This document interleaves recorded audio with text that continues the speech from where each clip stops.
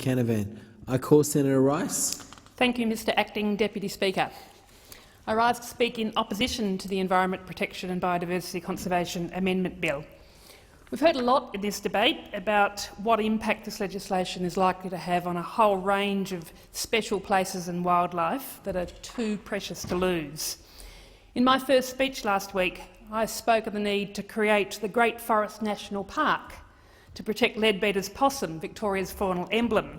So I want to focus tonight on the impact this legislation would have on these forests and on Leadbeater's possums. The Leadbeater's possum, or Gymnobolidius leadbeateri, it's a tiny possum that lives in the magnificent mountain ash forests of the Central Highlands of Victoria, right on Melbourne's doorstep, just to the east of the city. Fully grown, it's about the size of your hand, with a long club-shaped tail much the same length. It's a magical little animal that Victorians are naturally very proud of. It was presumed to be extinct until it was spotted again in 1961. It's now listed as a threatened species in Victoria and is classified as endangered under the EPBC Act. And currently a review is underway to list the species as critically endangered. The biggest threat to Leadbeater's possums is the loss of hollow-bearing trees due to logging and fires, as the possums need hollow trees in which to build their bark nests. And these hollows take more than 150 years to develop in living trees. We are losing them due to logging activity and bushfires. Logging of the mountain ash forests in the Central Highlands for wood chips for paper production has resulted in the loss of vast areas of Leadbeater's possum habitat. And devastatingly, almost half of their prime habitat and population was lost in the 2009 Black Saturday fires, and their population has dropped to less than 1,000 animals. Despite this, the Victorian government failed to adjust the regulations around logging in the remaining half of the possum's native habitat. It's been virtually business as usual, with only small changes to the area available for logging by Vic Forests. The scientific consensus is very clear. The species is at great risk of extinction in the near future. Leadbeater's possums need national protection, the strengthening, not winding back, of the national legislation that should be protecting them. Professor David Lindenmayer, a world expert on the mountain ash forests that the Leadbeater's possums call home, has called on the Victorian government to expand the current Leadbeater's possum reserve system to include all of the remaining habitat in the new Great Forest National Park.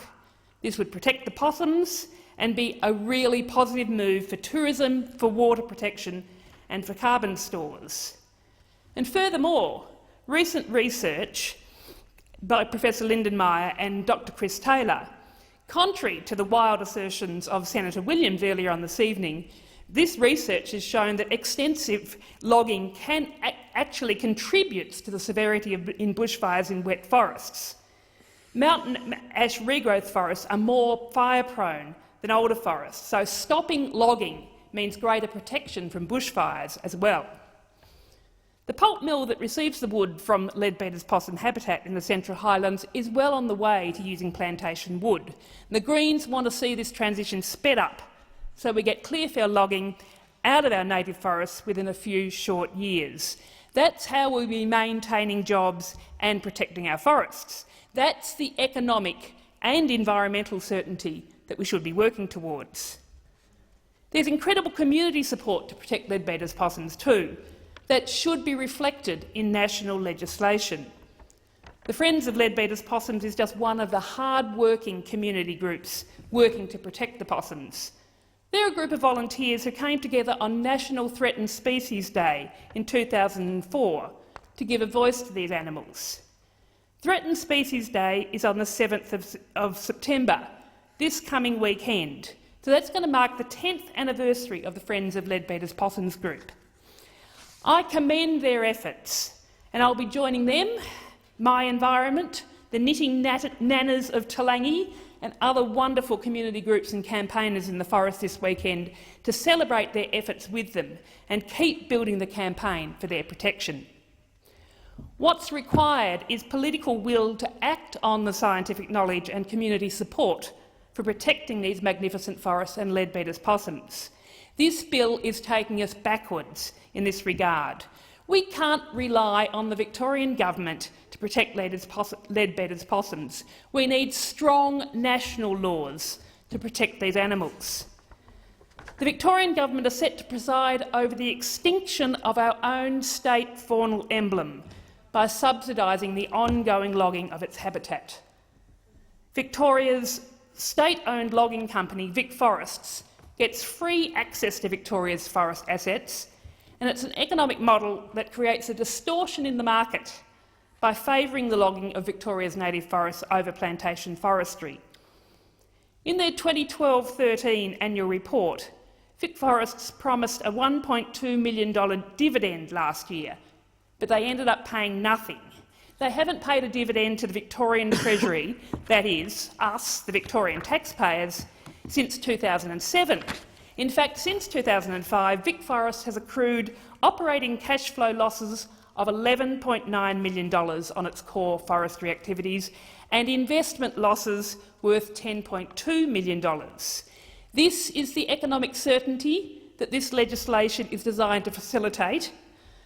As my colleague Greg Barber in the Victorian Parliament has noted, it's a terrible use of our native forests, which have more value in the water they produce and the carbon they store. Set against this backdrop of economic madness, the Victorian government's created a veneer of care for Leadbeater's possums. They set up an advisory group, but they included on this group forestry industry representatives, including the Victorian Association of Forest Industries and the CEO of Vic Forests. How could this group provide unbiased advice with those interests involved? The advisory group came up with recommendations which were roundly criticised by expert biologists. The Victorian government's record of environmental vandalism cannot be ignored, and it provides clear evidence that the Commonwealth must retain powers to protect our vulnerable species. Otherwise, it will be the one-stop chop, not the one-stop shop. So I stand with my Greens colleagues in opposing this bill. This bill winds back decades of hard-fought environmental protection. The poor record of state governments provided the original rationale for the EPBC Act, so the handover of approval powers is a serious backward step. Successive Victorian governments have not demonstrated any capacity to resolve the conflict between local economic development and the interests of our environment. And this bill also allows local governments and potentially other bodies, such as unelected expert panels, to be accredited to make approval decisions under the EPBC Act. I'm very supportive of the work of local governments, having been a councillor myself, but they are simply not equipped to undertake this work with such important national consequences. And as for the furphy that state legislation will have to meet the national standards, as has been asserted in this debate by the government, this legislation actually says that the state standards can be reflected just in policy and guidelines, not legislation. So this is a major weakening of our environmental protections. The Commonwealth needs to strengthen its environmental laws, not hand them over to the states or other bodies. All Australians have an interest in the protection of our native species and biodiversity. And for this reason, the Commonwealth must retain strong protection for protection of species of national significance under threat, like Leadbeater's possums.